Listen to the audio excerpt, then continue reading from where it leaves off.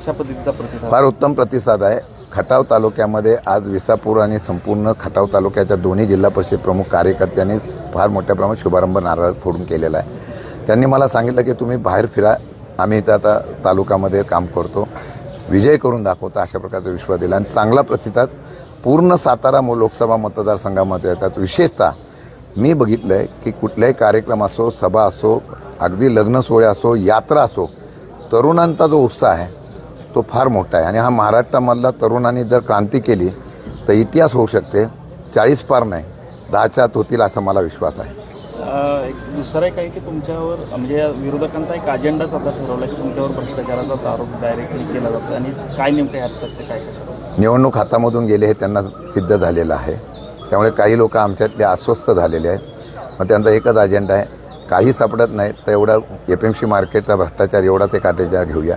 4,000 कोटी असते तर मी BJPमध्ये स्वच्छ झालो असतो वॉशिंग पावडरमध्ये जाऊन. पण मी लढवय्या कार्यकर्ता आहे.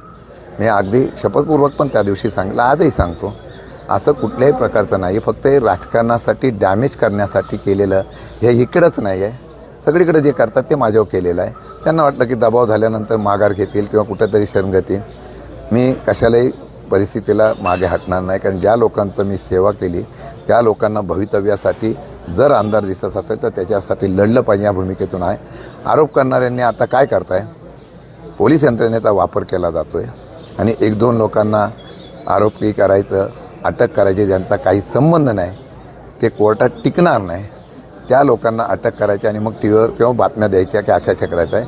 त्यामुळे लोकांच्या मनामध्ये काही परिवर्तन होतं का, अशा प्रकारचा प्रयत्न आहे. पण लोक ही निवडणूक शशिकांत शिंदे म्हणून बघत नाही, ही निवडणूक महाराष्ट्रामध्ये आणि सगळीकडे सत्ता बदल करायच्या या ईर्षेने बघताय.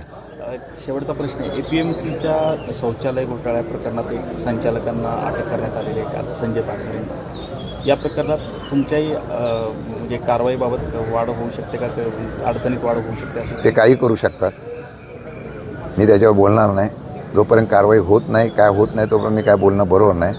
परंतु ते गेल्या 3 वेळा हे अशा इन्क्वायरी झालेल्या आहे. तिन्ही इन्क्वायरीमध्ये काही सबमिट झाले नाही. कोर्टात त्यांनी स्वतःहून सगळं सबमिट सरकारने केलेलं आहे, त्याच्यात काही नाही, तरीसुद्धा सारखं काढायचं झालं आहे आणि त्याप्रमाणे ते काढण्याचा प्रयत्न करतात. शेवटी लढणं हा आमचं कर्तव्य आहे. मला वाटतं की कारवाई केली तर त्याला समोर पुढं जाऊ. आम्ही काय त्यामध्ये लगेच मी माघार उमेदवारी घेतो, मग मी आपला प्रचार सोडतो, असलं काय होणार नाही.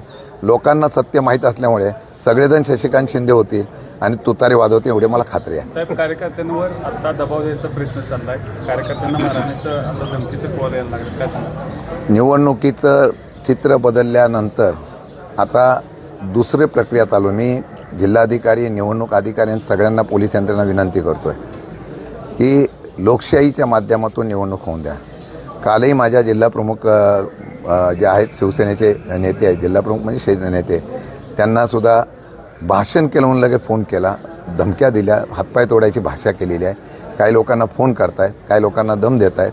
परंतु या पद्धतीने होऊ नये अशी माझी इच्छा आहे. नाही तर मलासुद्धा त्यांच्या न्यायासाठी, त्यांच्या संरक्षणासाठी मलासुद्धा आंदोलन करून रस्त्यावर उतरावं लागेल.